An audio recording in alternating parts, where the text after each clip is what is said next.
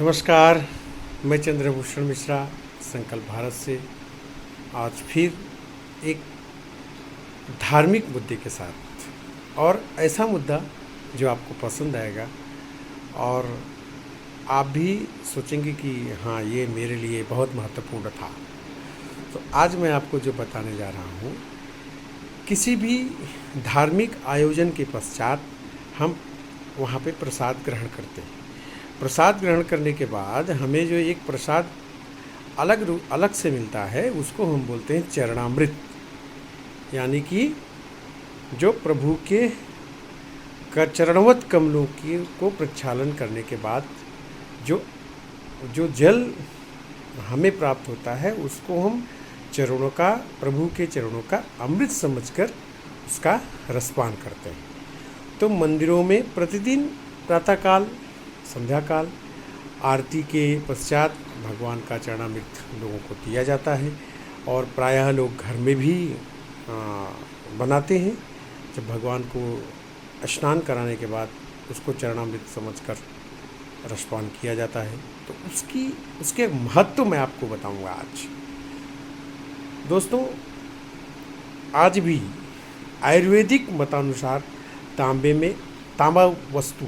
तांबा जो बर्तन होता है, प्रायः तांबे के या कि जैसे लोग पूजा पद्धति के लिए बर्तनों का उपयोग करते हैं, तो ज़्यादातर लोग तांबे का ही उपयोग करते हैं।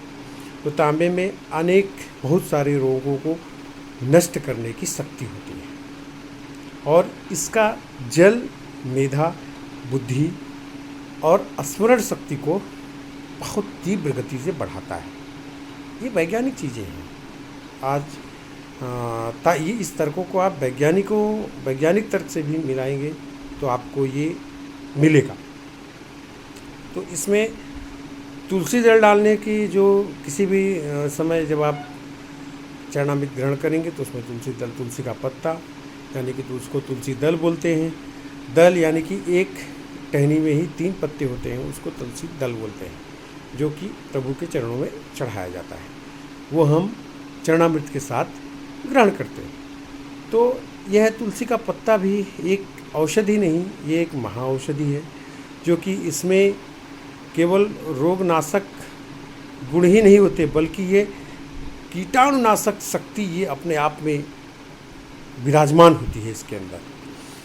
और भगवान में पूर्ण श्रद्धा और विश्वास होता है, उनके लिए निश्चय ही चरण जल का सेवन अमृत के समान गुणकारी सिद्ध होता है। संत परम पूज्य परमपाद गोस्वामी तुलसीदास जी ने अपने महाकाव्य श्री रामचरितमानस में बहुत अच्छा चित्रित किया है। अगर आप पढ़े होंगे तो अयोध्या कांड में आप जरूर पढ़िएगा, दोहा नंबर 101, जिसमें लिखा हुआ है, पद पखारी जलपान करी आप सहित परिवार, पितर पारु कर प्रभु ही पुनि मुदित गयऊ ले पार। बहुत अच्छा, क्या बात लिखा है गोस्वामी जी ने।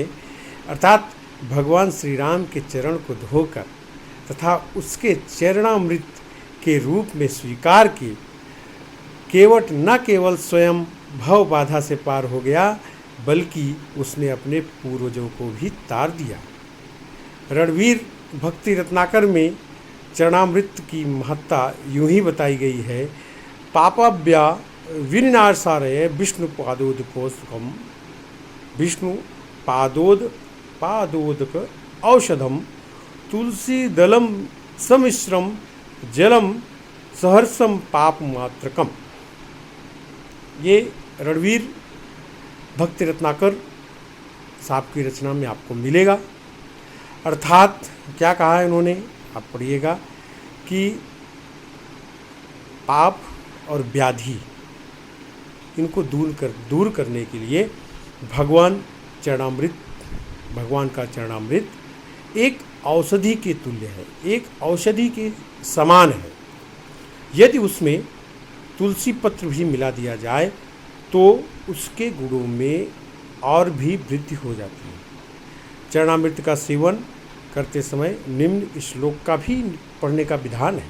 अगर आप आपको कंठस्थ है तो आप इसे अवश्य पढ़ना चाहते हैं। और प्रायः हमारे आपके घरों में लोग कहते भी हैं कि अगर आप चरणामृत पीते हैं तो अकाल मृत्यु हरणम, इससे अकाल मृत्यु का नाश होता है।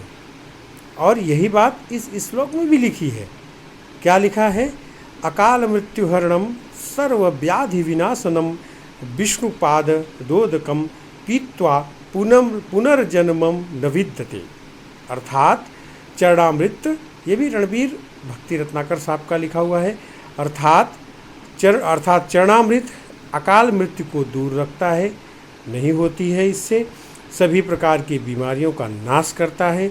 इसके सेवन से पुनर्जन्म, बार बार जन्म से भी मुक्ति मिलती है, भव बंधन कट जाता है।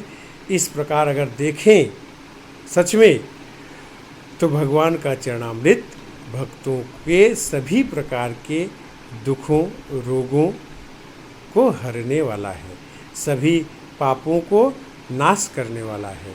हमें चरणामृत पान करने से हमें मानसिक एवं आध्यात्मिक लाभ होते हैं, इसलिए हमें इसे ग्रहण कर अपने आप को धन्य कर लेना चाहिए। अगर आपको चरणामृत प्राप्त करने का, चरणामृत का रसपान करने का अवसर मिलता है तो आप ऐसे अवसर को कभी मत छोड़िए। भगवान की पूजन धार्मिक आयोजन के बाद आप जरूर चरणामृत का रसपान कीजिए। प्रसाद के बाद आपको चरणामृत का रसपान करना चाहिए। दोस्तों, आज के लिए बस इतना ही। हाँ, लेकिन चरणामृत का ये वीडियो आपको कैसा लगा ये आप मुझे कमेंट में ज़रूर लिखना।